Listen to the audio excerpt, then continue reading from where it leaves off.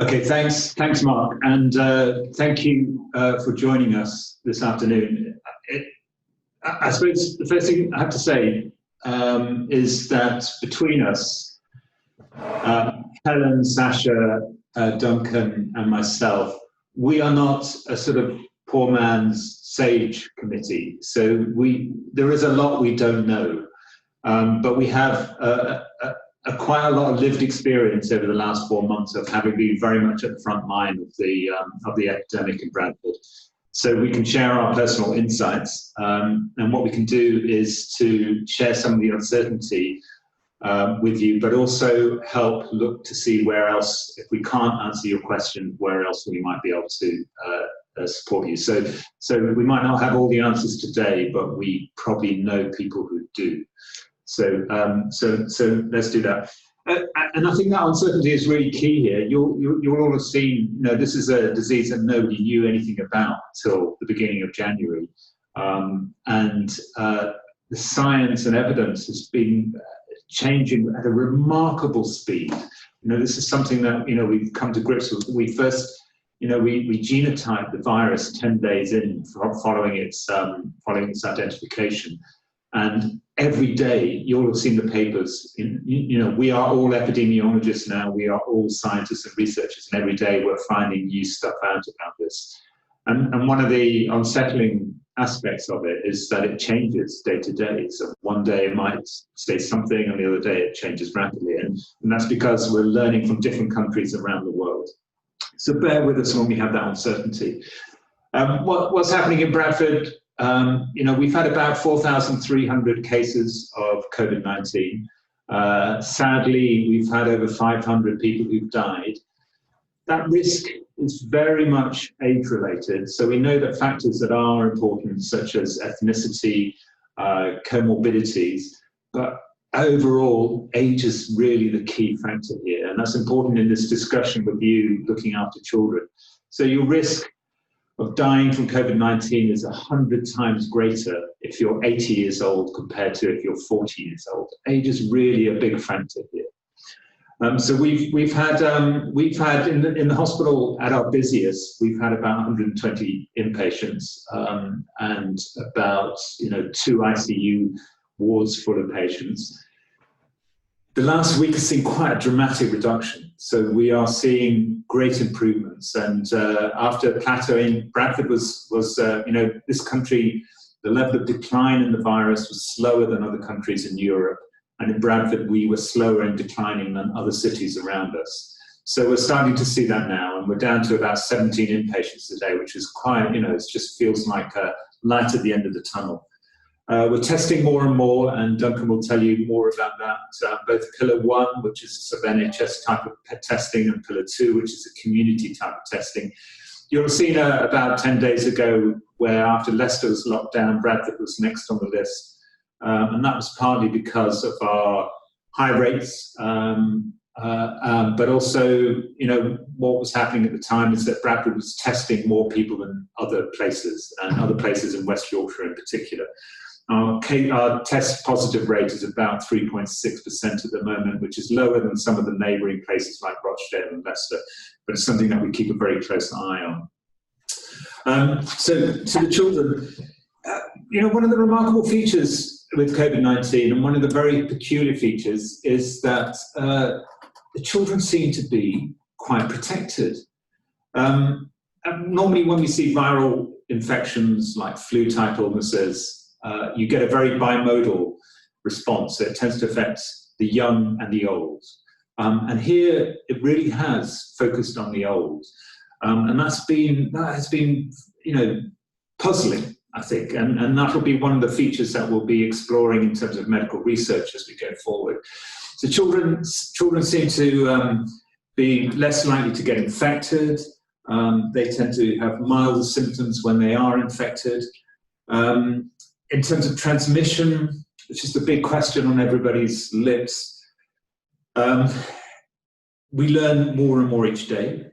There's been a number of episodes, natural experiments of school surveillance in studies from France and Australia and Ireland showing that secondary cases from school index cases seem to be remarkably few and far between. So that's reassuring, but there is always that risk, and that's one of the challenges going forward. This is not a risk-free area. And this is the equation that we're all trying to balance, the equation of, we've got something like 1.5 billion children and young people who have lost out from school and education during lockdown around the world. And this is the equation of that loss of education, the harm to their mental health that Sasha will talk to, that loss of normality versus the risk of infection.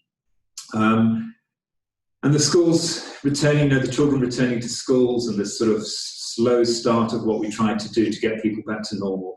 It's all dependent on the level of the virus that's circulating in our society, and that's really one of the fundamental issues here. So when the level is low, it'll be safe. When the level is high, it's going to be a higher risk, and that's something. This trade-off is something that we're learning all the time. And you'll have seen stuff in the last few days about modelling papers trying to estimate what's going to happen in the second wave. And this is one of the key questions that everybody asks us: when will the second wave be, and what impact it'll be? And some of the latest modelling, and I should preface this with the government health warning that all models are wrong. And in particular, all models around COVID-19 tend to be very wrong. And we've had that shown in the early modelling from Imperial and other places around the country that were wrong in both the timing and in terms of the numbers and the impact. So we have to be cautious, but this is just giving us, it's that cautionary approach that we need to take most of the time. So you'll have seen the schools going back around Europe, and this gives us a sort of natural experiment to work out what the impact is, and that's very interesting. Both different approaches to social distancing in class, and we've got Scotland, Helen was just saying, have removed social distancing from under 12-year-olds. The younger you are, the less risk there seems to be. But also about using masks in schools and how about the evidence that underpins that, which is all pretty weak generally. Key to this as we move forward, as we see this decline in Bradford, is having a really strong test, tracing and isolation system. And Duncan and his colleagues are doing a really good job at trying to set that up at speed to deal with the outbreaks that we're seeing in schools and in care homes and other places, in workplaces around the city. Really fundamental that. The contact tracing and the isolation is really key to our success. So I'm just going to move on to a couple more general things. One of the things that we did in Bradford, we have, with the help of Mark and Katie and colleagues from the University of Leeds and the University of Bradford, we have a very strong applied epidemiology research infrastructure in the city, unusually so, centred around born in Bradford. But it allowed us to set up a COVID scientific advisory group, our own SAGE in the city, and that was able to review evidence, modelling, risk, look at our own data, and inform our district goal commands and our hospital goal commands to what they should be doing. And that's really underpinned a lot of our response. And it's been a great success story for how we've dealt with this in the city. We've been surveying the parents from born in Bradford over the last few weeks. One of the unusual things that we have in the city is we've been tracking these families for 12 years. So we know about their mental and physical health. We know it before COVID-19 hit us, and we're able to now explore what the impact of that is afterwards. And we've been doing some reports on that. We'll send around some web links for you with some of these reports. Some of the Royal College of Paediatricians Child Health reports are quite useful, and some of our own Bradford Institute for Health Research COVID Scientific Advisory Group reports, which will be of interest to you. So this one, we were able to survey 2,000 families who we've surveyed before the pandemic and then after the pandemic, which really highlights the fragility of people's lives. So if you're comfortably off in Bradford, generally lockdown has been quite a positive experience. You don't have all that commuting, you've got less work, you've been able to spend more time with the family. But that's a minority of people in a city like this. And what we're finding is that the impact is actually quite heartbreaking in terms of impact on mental health, on physical health, the economic insecurity that most people face. That 20%, that 80% of salary seems quite generous when it was announced back in March for furloughed, self-employed, employed workers. But actually, if you're on that sort of tipping point, that loss of 20% is really quite fundamental. So we're seeing that economic fragility, we're seeing the impact of poor housing. Something like 17% of our children report no access. You know this, I'm preaching to the converted here. To have no access to computers or the internet at home. 13% don't have garden space to play in. So you can see this widening inequality and what the impact of the epidemic has been.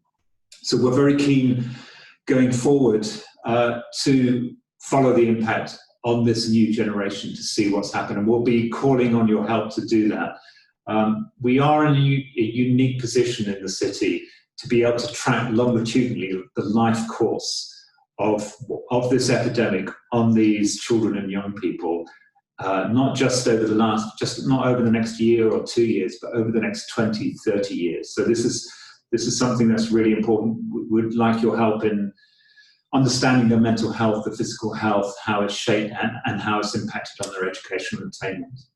So that's all I was going to say, but I'm happy to take questions.